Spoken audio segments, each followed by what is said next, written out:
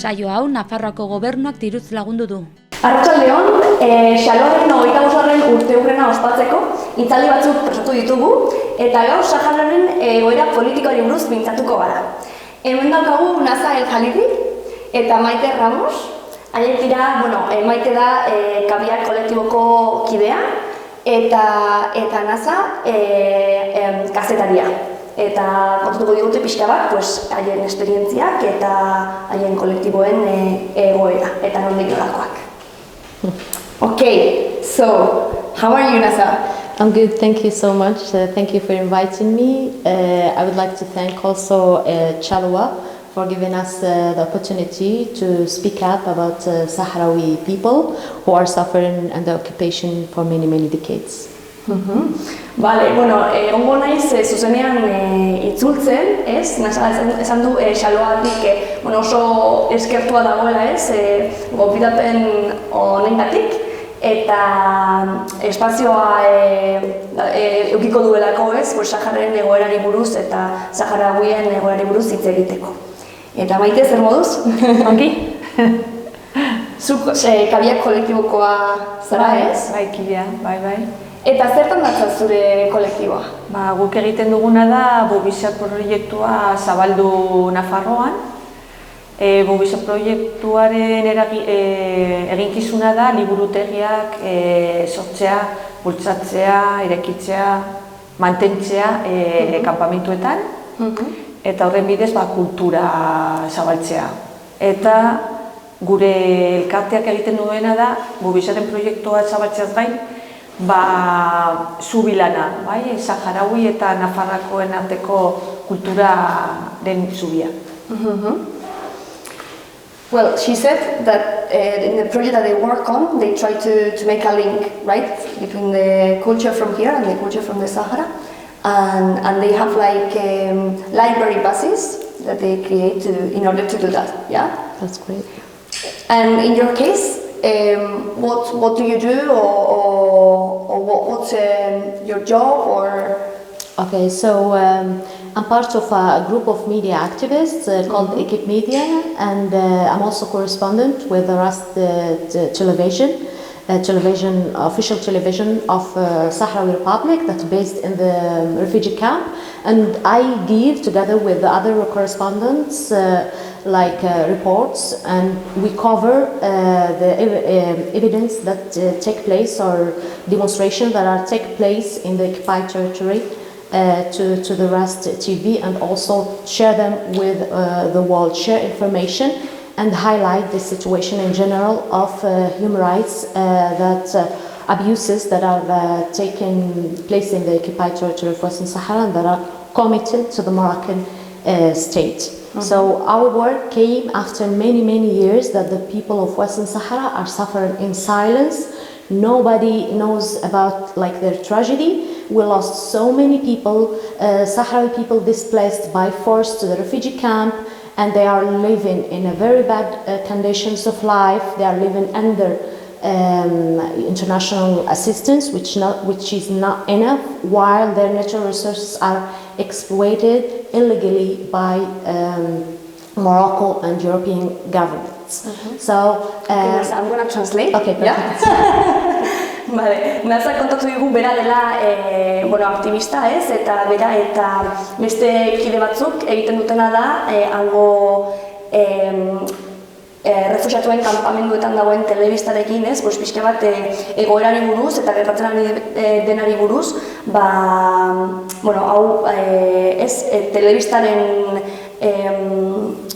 Telebistari esker, pixka bat kontatu, ez? Eta esplikatu nola Marokok eta beste Europako gobernuak egiten ari duten, ez?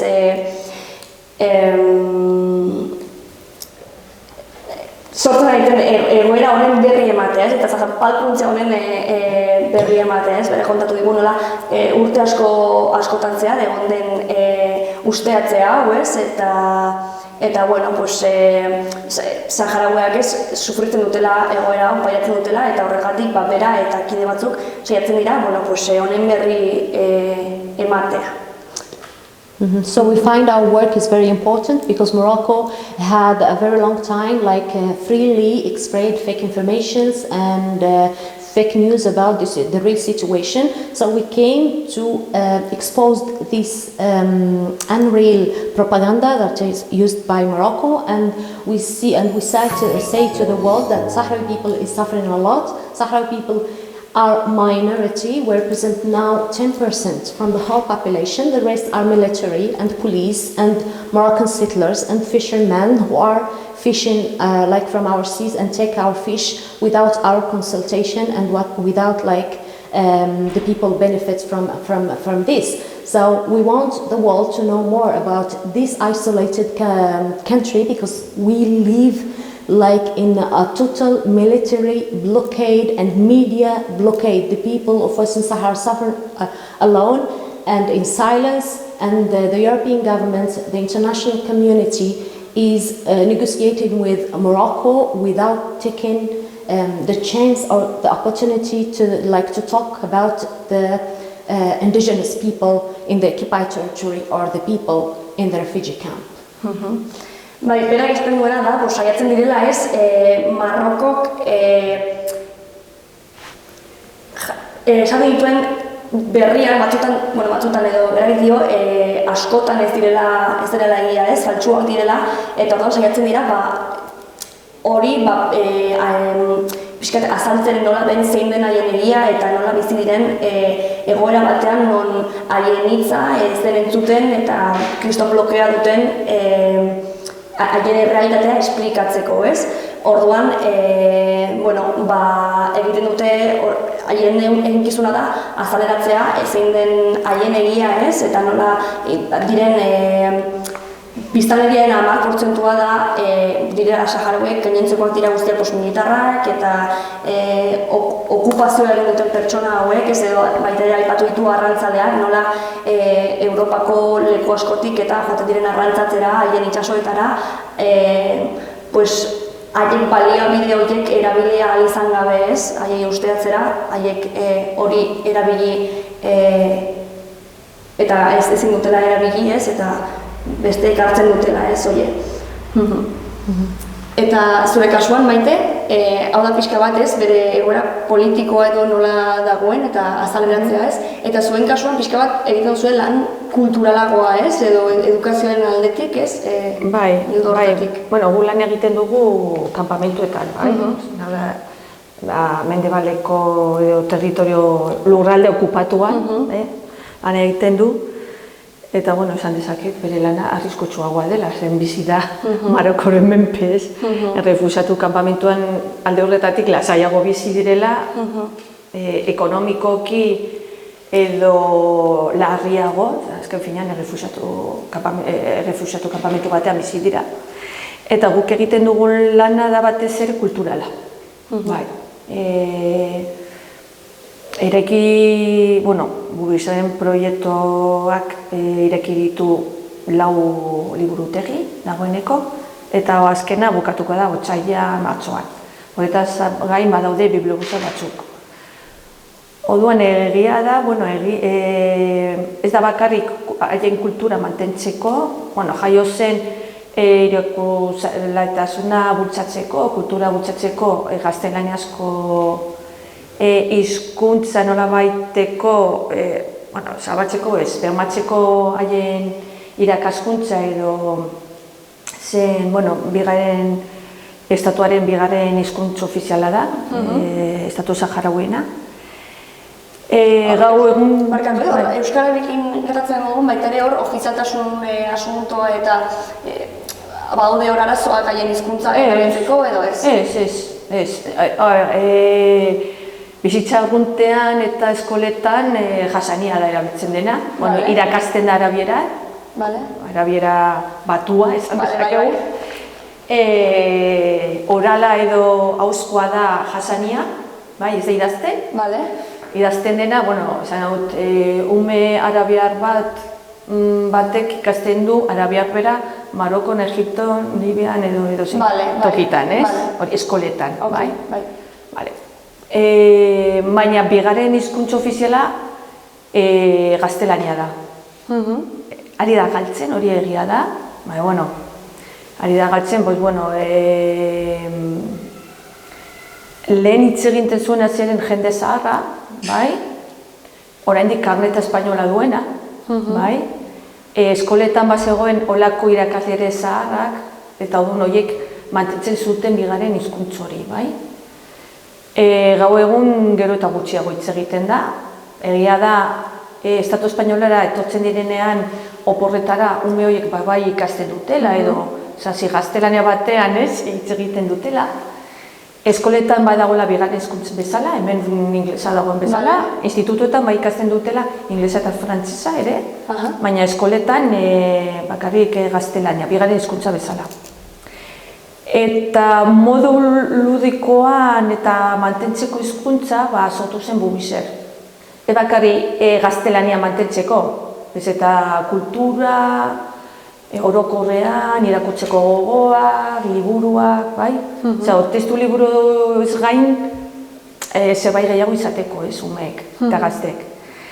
Gau egun, 140 erosiko da edo badago arabieraz, zen hori da eskatzen dutena, batez ere gaztek eta helduek, nahi dutela novelak eta hola.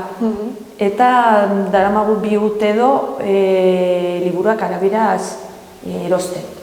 Liburu zainak, liburu zen saharaui zen gure proiektuen langile guztia dira saharauiak, denogo gara voluntarioak. Joaten dira oranera eta erosten dute badagoan feria bat, urtean behin, Frankfurt eta feria hau, Madrilen dagoen, edo hemen dagoen feria bezalakoa, badago feria handi bat, han erosten dituzten liburuak, eramaten dute apuntatuta nahiak, eta eramaten dituzte liburu horiek, bai? Odun, liburutegietan, esan dekegu ia erdi eta erdia dela, ez? Hau dagoena. Liburutegietan ere da, bihurtu da, lehen liburutegia zena, orain bihurtu da kulturgune bat. Hore, ostegunero egiten da zinea, egiten dira tailerrak, helduek ere egiten dituzte zenbait ikastaro, polisario ere batzutan eskatzen du gelak biltzeko, magia, zientzia, adibidez iaz landu zen pilo bat emakumeak eta zientzia, gau egun da kulturgune bat. Vale, ados. Vale, she was talking about how the work that they do is more in like the refugee camps, right? And it's more like a cultural job, working with like kids and youngsters, and like also they have like a cultural space for like watching movies or like doing like certain different cultural like activities, and how like they try to, depending on what the demand is. For example, now that they were demanding loads of like novels and books in like Arab, but she was talking about like the languages. I was asking about Hassani and all that, yeah.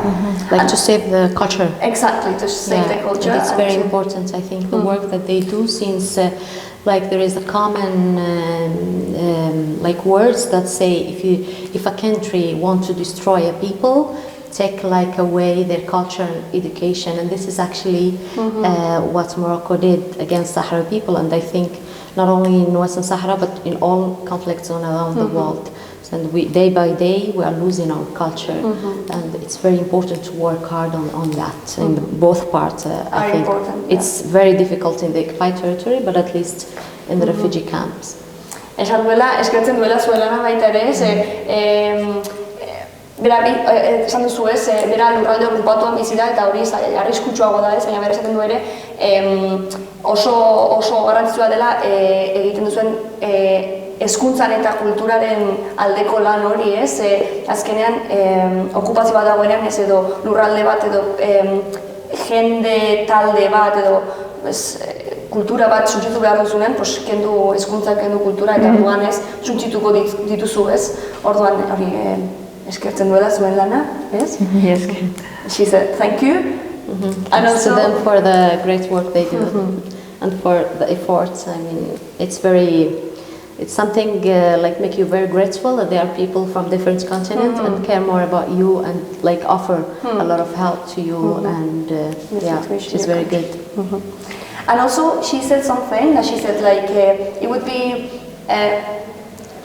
for you to live on the occupied territory, it would be much more risky, right, than living in a refugee camp. So how is living in an occupied territory, and what was your experience? And Oh, actually, if I would start like talking about my experience, because I'm not only sharing my experience, but also I consider myself as a witness, because I met so many people who are victim of 15 years in the prison, they were kidnapped for many years. We met everyday family of some victims who died under torture. So our life, we live in under very bad circumstances. When we talk about Morocco, we are talking about a dictator regime that invaded the territory, its military invasion that invaded all the details of our life. So if you imagine yourself that living in a place where you cannot say the name of your country, how it can be if you want to say no to something that is happening in front of you, how you can speak up if you've been targeted in the streets, beaten up by many policemen, taken to the custody, tortured for no reason, confiscate your material. For example, if we talk about journalists, how is your life if you are under risk all the time and just waiting for the police attack your house? This is the situation. This is the life of all the families in Western Sahara. You cannot find any family that doesn't have a victim, at least one member in the family that's been in the prison. I'm talking to my family, for example, about my family as example. All my brothers have experienced torture in Moroccan custodies. I have two of my brothers who have been in the prison, one who were tortured for 3 days, and the other one who were tortured 10 days, and he spent 1.5 years in the prison. For example, the members, for example, of Equipe Media, all of them are victim of torture, have experienced torture. All of them have been arrested in a very early age when they were 16 years, and also when they are adult and start to practice journalism. Talking about all activists and human rights defenders, we have now dozens of our colleagues who are behind bars sentenced to 30 years in the prison, to life in the prison. Why? Because they write about the situation in the occupied territory, or because they defend their people and their legitimate rights. The Sahrawi young, they don't have any future. The Sahrawi people have no space to express themselves. Just to meet foreigner, if international activists want to break this media blockade and just visit the territory, is going to be expelled. Why? Because he's going to meet the activists and meet groups of women who fight peacefully without raising weapon, without using any violence. Just they want to protest and to express themselves.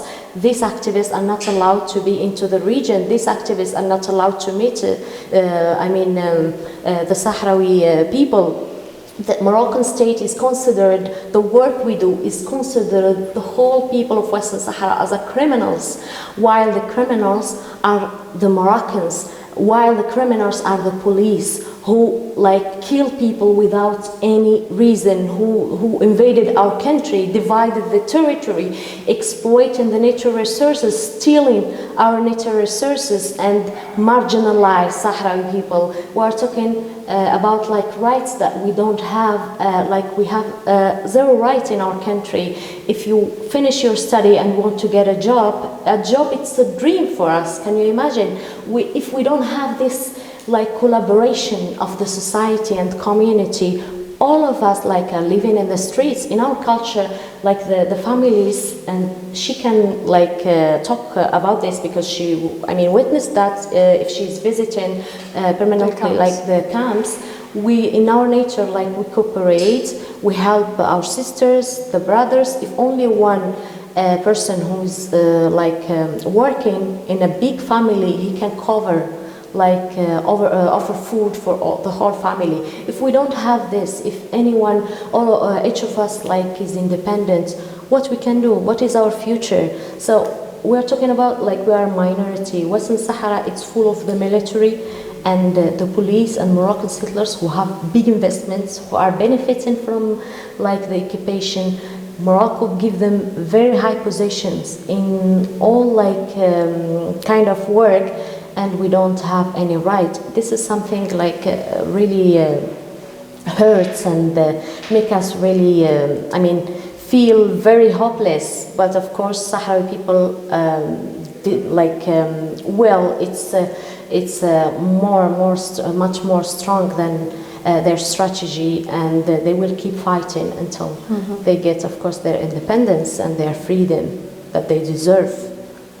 Yeah. Okay, Nasa, thank you. I'm going to try to translate everything. Nasak esplikatu dugu pixka bat egoera, ez? Lurralde okupatuan bizi duten, Saharauek bizi duten egoera, ez? Nola, berak dio ez dutela eskubiderik, ez? Haien artean koordinatzen direla, ez? Elkartzen direla eta laguntzen direla, bestela egongo lirateke Dolores Saharauiak orokorrean egongo ziren kalean bizitzen, ez? Ez diete babesa ezertarako ematen justo kontrakoa, ez? Osea, pixkat protesta egiten dutenean edo haien eskubideen alde borrokatzen saiatzen direnean, baina borroka modu baketsu bateko borroka batean, ez? Jipoia jasotzen dituztela, ez duela ezagutzen ez da familia bat, behintzat biktima bat daukana, ez? Eta tortura jasan izan dituena, kartzelaratu izan dena, orain, aktivismo politikoa eta gaiztakitza munduan dagoen jendea ari dela 30 urteko zigorren esperoan edo egoera oso zail batean daudela. Eta adibidez berak dio, ez, lan bat aurkitzea amets bat da, ez? Ez dugu eskubiderik, ez dugu ezer, eta Marokoren estrategia da, hori gure baliabide guztiak kentzea, haiek haientzako erabiltzea, ez guri ezer gabe guztea, ez? Baina berak dio, Saharako jendea jarraituko duela borrokan, eta haien estrategia baino indartsuagoak direla, ez? Eta aterako dutela indarra borrokan jarraitzeko, eta haien independentzia eta haien askatasuna lortzeko, ez? And the situation become more worse, especially after the restart of the breakup of the war. Now the occupied forces is using new strategy, which is isolating each activist in his house or in her house.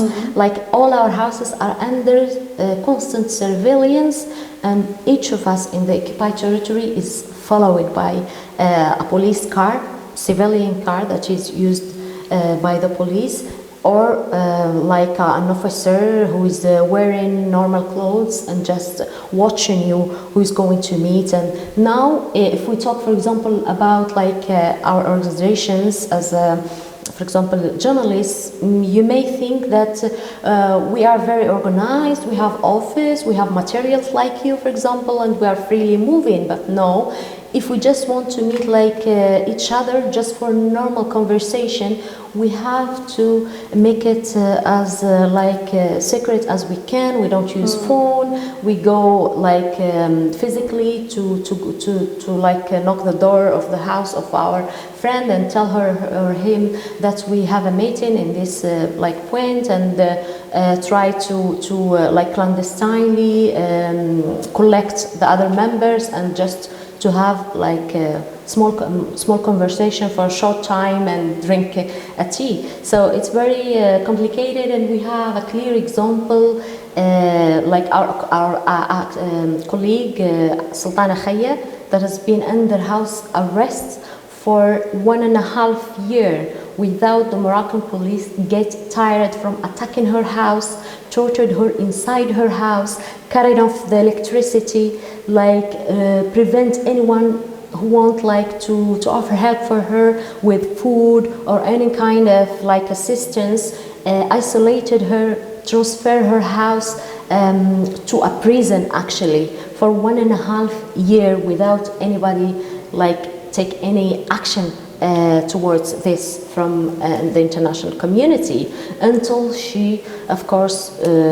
give up or get really tired, and she's now here in a very bad like health situation. She entered to the hospital, her family is still suffering there. So this is a small example of what like our daily life is, how it is. And of course Sultana Khaya managed to highlight her situation, but there are hundreds who cannot highlight their situation. Sultana Khaya, for example, reached some important human rights organizations that like write about her, that like report about his situation, but there are hundreds of activists who no one knows about them, and they are suffering in silence. And this is, I would like also to share that not all the activists in the occupied territory, or not all the people who suffer directly by the Moroccan repression, are lucky to get their voices up. There are very few who manage to like speak up and show themselves loudly without caring about what they are going to face in the future. So the situation is really complicated, and we really need like more attention from people abroad to break this media blockade and to help people to raise up their voice. And what we defend for is a fair right, is a simple right, which is a referendum that I mean give the floor to the people to choose their own future by themselves. And Morocco still continue blocking the peaceful, like this peaceful solution, which is a referendum, still trying to give some fake like excuses to just make the world blinded like towards this conflict, and to not end up the suffering of the people. And we are minority. Why Morocco? This is the questions we keep like asking Morocco. Why you are afraid from a referendum if like you are sure that Sahrawi people is Moroccan and Western Sahara is a part of Morocco? Why you are afraid from like organizing a referendum? And there is a UN mission, unfortunately, in Western Sahara since 1991 without doing nothing. It's like a body that's sent by United Nations mission to organize a referendum, and didn't take place, and the people of Western Sahara is waiting, and they are just for tourism there. Even the violations in the streets that are every day happening, they don't report about it. They don't even send an image of like the situation there. So actually when the war started, all the people of Western Sahara is celebrating it, which is something very strange, but I think that they have the right of that. If we are waiting for this like long time without any solution, I think the people of Western Sahara has the right to resist. Mm-hmm. I mean, resist peacefully or with weapons, because the people of Western Sahara respect all what United Nations told them for the whole like decades when they were waiting for the independence, but nobody cared about the resistance, the peaceful resistance in the occupied territory. We don't call here for violence, mm-hmm. but at least to tell you, to share more like what the people of Western Sahara think, mm-hmm. At least in the occupied territory from where mm-hmm. I come. Mm-hmm. Bueno, berak komentatu du nola lehenik eta behin aipatu digu adibide bat. What was the name of the woman that you did? Sultana Khaya. Sultana Khaya. Ja, berak aipatu du bere adibidea nola emakume honek lortu izan du, bueno, pues azkenean bere ahotsa entzunaraztea, baina egon da urte terdi kriston isolamentua sufrituz etxean, kentzen zioten elektrizitatea, ez zioten inori bere etxera hurbiltzen, uzten janaria edaria edo ematera esaten ziren bere etxera torturatzera, bueno, kriston egoera jasan izan du, azkenean, bueno, pues kolektibo internazional batzuen bidez lortu izan du, egoera hori, egoera horretatik ateratzea, baina familia jasaten du egoera berdina, eta esaten du oso gutxi direla ez egoera hau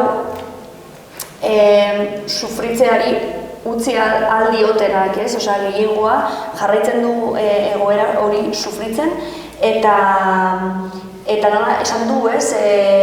Harrigarria dela, ez?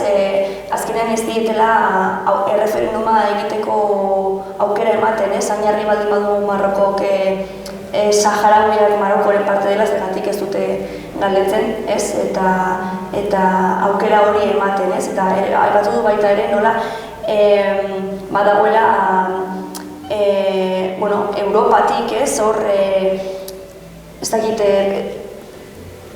jende bat, ez? Edo errepresentazio bat saiatu beharko litzatekeela, ez? Egoeraren berri emate, baina ez dute irudirik ezer egiten haien egoera nola dagoen erakutsi ahal izateko, eta urteak daramatzetela egoera berdina jasaten, ez?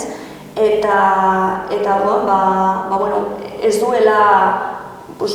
dela violentziaren aldekoa, ez? Baina egoera oso larritzen ari dela, ez? Gainera, iztegunen ere kontatu zidan, eta denotatigu ez, nola, gainera, Europako gobernu batzuk orain aipatu duten, nola, orain Sahara, Maroko dela, ez, onartzen dutela, ez, Pedro Sánchez atera zen azkenekoan, orduan, egoera gero areta gehiago larritzen ari da, ez, eta badaramate zerbaiten espero dara bate, eta badiru direz dela inoiz alegatuko, ez, orduan batzuk ere badaude hor, etxaten dutela ez dagoela etorkizunik, ez dagoela haientzako ezer, eta oso egoera larria bizitzen ari direla. Eta zuen aldetik, hori ezagututa, ez imaginatzen dut, zuen aldetxoa jartzen saiatzen zaretela, ez? Baite? Bai, adibidez, urte honetan ikusita Sahararen egoera edo Sahararen ahotsa ez dela entzuten inon. Gainera aurten zuek emandako bandazo berri honekin, bai? Guk jatzen dugu adibidea, ez? Jarri genuen erakusketa bat, gainera esoeko koordinatzailea zen intergrupoko aduraduna, berarekin egon ginen, berarekin beste laguntzaz ere bai, baina han egon ginen erakusketa bat parlamentoko atrioan jatzen, eta bera lagundu zigun, jarri zuen bere indar guztia eta bere adore guztia eta bere naia guztia hori guri laguntzeko. Bultzatu zuen beste kideak, beste partidoko kidei esan zien guri subentzio txiki bat emateko, lotu zuen eta guzti. Montatu genuen erakusketa eta 15 egun pasata, utzi behar izan zuen adura hori, intergrupo uste du jarraitzen duela. Baina zoek esan zuelako autonomia eta Marokoko Sahararen hori bere menpese egon behar zelako, ez? Autonomia agian ematen ziola, ez? Marokoren alde jo zuen, ez? 15 egunetan. Orain nago hemen, partido bezala, ez? Pertsona bezala. Orain nago hemen eta 15 egun pasata zaude Marokoren alde, ez dute errespetatzen gainera onuren agindua, o dago, ez? Deskolonizatu behar dutela. Teoria oraindik Estatu Espainola dauka administrazioa. Teoria, legalitate, nazioarteko legalitatearen barruan, ez? Baina, saldu zuen Sahara. Orduan, ikusita Sahara hauen ahotsa hor gelditu dela izkutuan edo izkutatu nahi dutela, zapaldu nahi dutela ahots hori, urte osoa edo otsailean edo maiatzan bukatuko dugu kanpaina kultural bat, dena kulturaren barruan, baina kultura eta egoera dena bat doa, ez? Zenbait liburutegietan jarriko egingo ditugu hitzaldiak, ipuin kontatuko ditugu, Kamisibaiak, Saharako legendeekin eta zabaltzeko Saharako kultura, jarriko ditugu interesguneak Saharako gaiari buruzko liburuekin, eta hortik, 8 liburutegietan jarriko ditugu ekimen hauek, jadura hauek, egingo ditugu. Liburutegi nagusiak ere hitzaldi batzuk emango ditugu, adibidez azaroaren 21ean, ez zuzen, territorio okupatuen egoerari buruz egingo da hitzaldi bat. Urtarrilean ere filmotekan egingo da ziklo bat, zenbait Saharakoekin batera, orduan zenbait dokumental batzuk izango dira errefuxiatu kanpamentu buruz, territorio lurralde okupatu buruz, bat izango da pelikula bat, leiho bat, bada nolabaiteko ez, han pelikula horren bidez ikusten duzu zein den egoera ez Saharako kultura, nondik datorren kultura, ez, konfliktoa ahaztuta. Zara, guztiz, joaten da jatorrira, joaten da lehiu bat, eta toki magiko bat, magiko, ez ititzen dena, baina oso polita da eta da jatorria. Oso poetikoa da pelikula, eta, egia da merezi duela, ez? Ulertzeko zein den Saharako herria, ez? Konfliktotik kanpo, joaten zara jatorrira, ez? Eta hori izango da gure ekimena. Kulturaren bidez, Saharako herriak bizi duen egoera ere ikustarazi, ez? Ahotsa ematea. Modu paketsuan, kultura, baina, kultura, egoera eta kultura eta politika dena bat joaten da, ez? She was saying how they organize here, different talks or different for example they were going to do a film to talk about the culture of the Sahara without looking at the situation, just about the culture, but she was saying everything's mixed. Yeah, and how also they were trying to do tell stories in different libraries, yeah, for and try to through culture give voice to the Sahara and make people realize what things about that country and about the situation, about the culture, all that. Perfect. Yeah. Eta joango gara bukatzen, baina ez dakit if you have anything else to say, but also zerbait gehiago aipatzeko, zerbait hor utzi duzuela, something that you feel that you need to say before going, ez dakit? Izan dezaket, hemen Nafarroan egia da ez dugula arazorik ekimen kulturalak edo politiko eta hori egiteko, ez? Baina, lehenko egunean Gonzalo Moure egon zen, eta berak esan zigun, ez? Estatu Espainolan ari dela gertatzen zenbait tokitan badagoela, boikot baino, boikota edo ari direla oztopoak ekimen kulturalak ere zabaltzeko edo egiteko, ez? Agian eskola batean nahi dute Gonzalo Moure eta bere liburuak, Sahararen inguruko liburuak azaldu edo ipuinak kontatu Sahararen ingurua eta hori, eta agian partido politiko baten bat, hau, hemen Nafarroan ez dugu, baina azaldu ziguten, zenbait tokitan ekimen kulturalak ere ari direla hor oztopatzen. She was mentioning how here in Navarra they have never had a problem when they wanted to do certain cultural events to give voice to the Sahara, but she was saying that recently they heard from other places in Spain that they are actually not doing a boycott, but it's been difficulties to actually do certain things, or depending on the political party that, for example, is in a school, if they want to read a certain book or that, so that there is starting to be certain censorship in that area too. Yeah, but this is from Spain or? Yeah, she was saying that also in different parts of Spain, now when they were the government that doesn't want?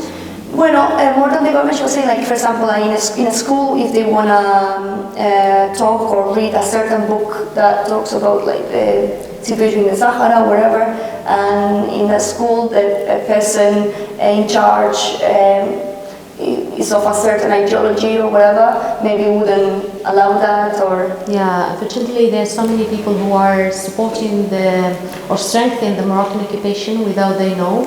Or actually they know because they support Morocco, maybe because they go to Morocco for tourism or something like that. That's why they don't want anything like against Morocco, but just we want them to continue their work and try to pressure any sides that prevent them from continue their, support. And here we feel really, really bad about like the position of Spain, and we know that Spain colonized the territory of Western Sahara for decades, so Spain has a responsibility historically, politically and diplomatically, but they don't take it like in account unfortunately, and they keep just ignore the Western Sahara issue while they are the first reason of all our tragedy because Spain has been in the occupied territory for more than 90 years, and they just divided the territory between Morocco and Mauritania.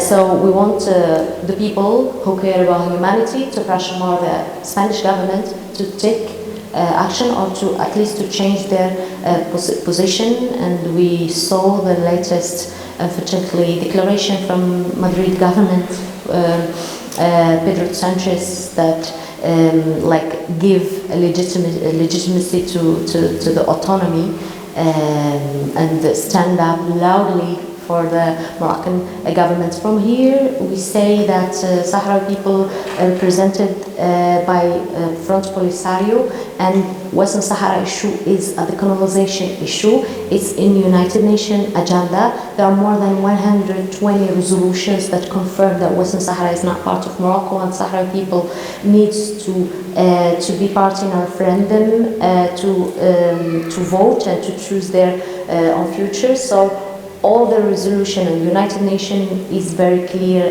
towards this conflict. Sahrawi people or Sahrawi Republic is a full member in the African Union, so Spain has to respect all that, and Pedro Sanchez, neither other one is representing Sahrawi people, and is we see it that unfortunately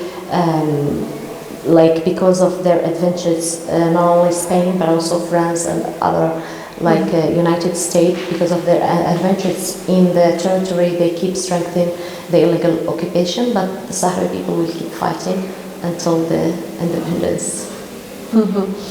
Bai, aipatu du, nola lehen ere aipatu dugun Pedro Sánchezek eman zion legitimazazioa edo Marokori, Sahara Marokoren parte zela, eta baita ere aipatutu nola Maitek ere lehen esan du ONUk ere egin beharko lukela horrelako dekolonizazio lana, haien agendaren barne dagoelako eta egon delako urte askotan zehar, eta aipatu du nola Espainiako gobernuak baduela ardura bat, Espainia izan zen Sahara kolonizatu zuen herrialdea, 80 urte baino gehiagoren bitartean, eta nola baduela ardura hor, horreri soluzio bat edo emateko, eta berak dio jarraituko dutela, hori lortu arte, referendum hori lortu arte, eta haien lekua, haiek herri bat direla eta berbatzen duten arte jarraituko dutela borrokan, eta horren alde baita dagoen edon horrez, humanitatearen alde eta elkartasuna adieraztea nahi duen edon hor, berak esan du egin beharko lukela presio gehiago, Europa eta beste herrialde batzuetako gobernuak egiten ari direnaren kontra. Eta ez Pedro Sánchez ez beste inork esaten duena horrelakorik ez duela Saharakoien hitza bermatzen, ez? Haiek jarratuko dute borrokan haien askatasuna eta haien independentzia lortu arte.